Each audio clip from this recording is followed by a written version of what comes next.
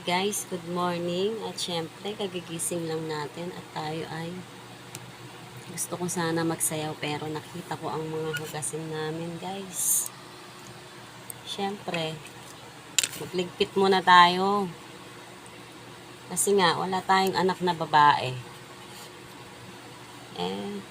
Tayo ang gagawa ng lahat ng mga gawaing bahay. Kasi, ang mga anak mo, puro pasyulog.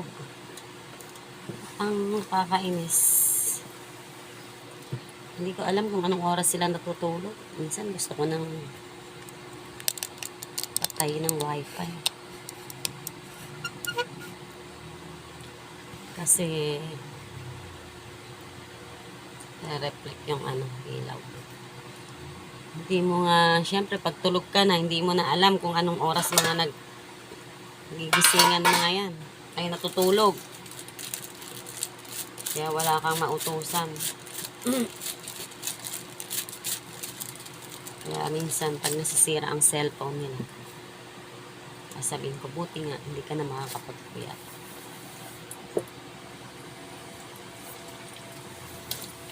At tayo ay maghuhugas ng pinggan, syempre. Habang naghuhugas, wala tayong makausap. Sarili na lang natin ang kausapin natin. At kanina nga, pagising ko, sabi nila mabagal daw ako magsalita, sabi ng asawa ko. Dapat daw mabilis. Parang nagrarap. Kasi sabi, mama, ba't pag nagsasalita ka sa video? Ang bagay. Siyempre, nag-iisip ko ng sasabihin. Kasi kung lagi kang naka-vitamins at madaldal ka lagi. Siyempre guys, na yung time na ayaw natin magsalita. Kasi nga tayo ay moody person. Alam niyo naman dyan, yung mga cancer dyan. So, jack sign na cancer. Alam niyo na mga pag-uugali natin, di ba? Tayo ay moody. Ang moody ay may time na daldal ng daldal. Kasi ganun ako. So, pag salita ako ng salita, salita lang ng salita. Yung time na ayoko makapag-usap, ayoko may kausap, ganun guys. Basta, ayoko magsalita, tahimik lang ako. Pero pag dumaldal naman ako, kahit inaanto ka na, gigisingin talaga kita. Para pakinggan mo mga dinadaldal ko. Pag ako nagdaldal, sobra. Parang ang bilis ng utak. Kaya, yung mga kaibigan ko guys, tuwan-tuwa kasi. Talagang ang bunganga ko, talagang marami akong naiisip na puro katatawanan.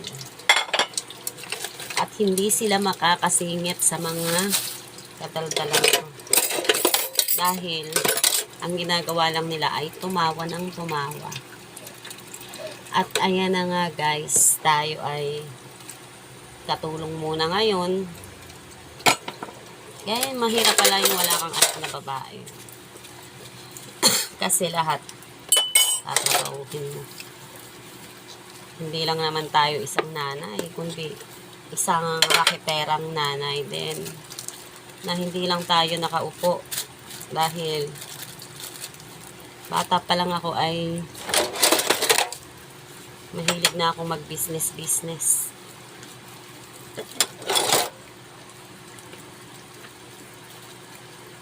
Mahilig akong maggagawa ng mga iraraket. Yung talagang gusto ko.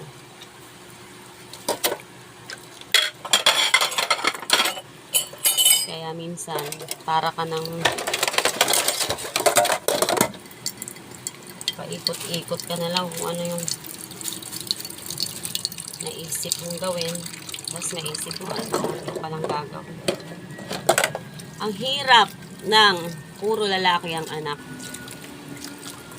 Kasi para kang yaya na sunod ng mga kalat. Buti na lang maliit ang bahay namin. Dahil kung malaki, hindi ko kakayanin. Kaya siguro hindi pa kami binibigyan ni Lord ng malaking bahay. At sana naman tuparin na ni Lord ang aking mga pangarap.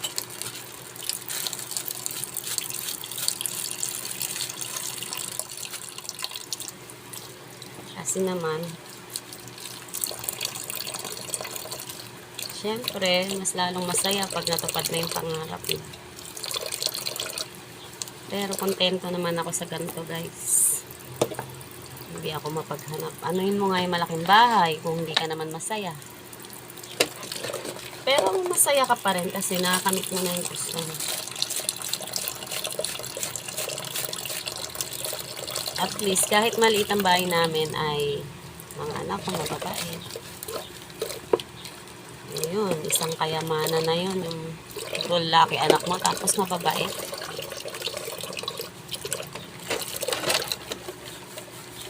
Masalbahi pa nga ako sa kanila. Nagagalang sila, ako hindi. Binangita. Pero syempre, mas mabait ako pag mas mabait ang kausap ko.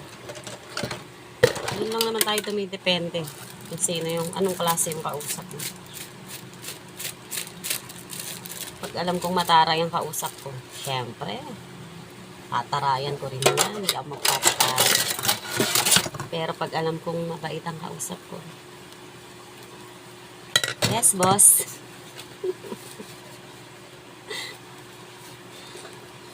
Hindi natataas ang mga kilay.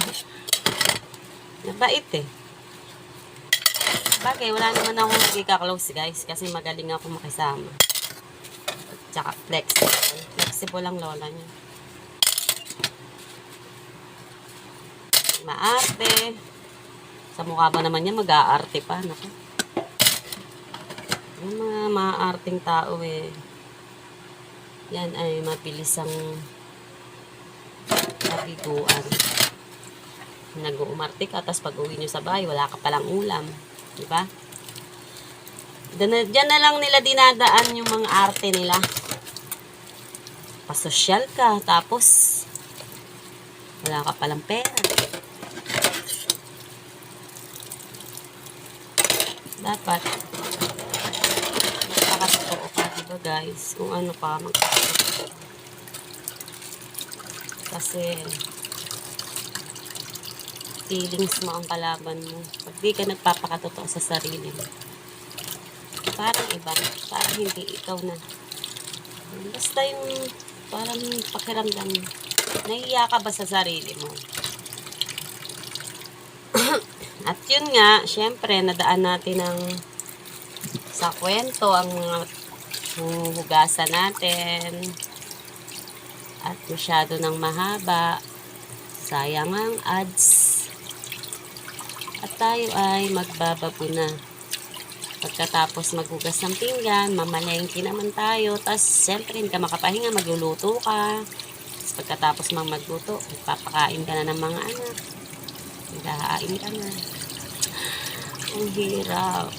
Tapos, siyempre, hindi ka na makapag-tiktok. Aaralin mo pa yung sayaw na pagkahirap-hirap. Yun ang buhay ko. Siyempre, maglalaba ka pa. Gagawa ka pa ng mga racket mo sa buhay. Magtitinda ka pa ng mga sabon. Gagawa ka pa ng crinkles. Diba? Superwoman, san ka pa? Kaya swerte si Ronald sa akin. Maraming alam. Hindi lang isa. Dalawa.